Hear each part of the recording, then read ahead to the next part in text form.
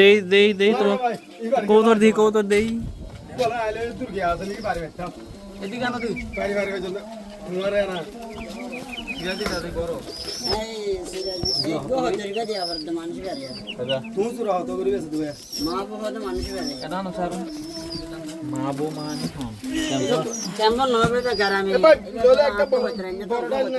বাচ্চা সব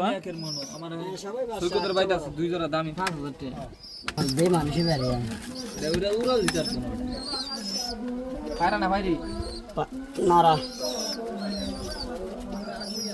কত একবার খায় না ইয়াদ হয়ে গেছে কত এটা হলো 1700 টাকা সিরাজিরা 1700 এই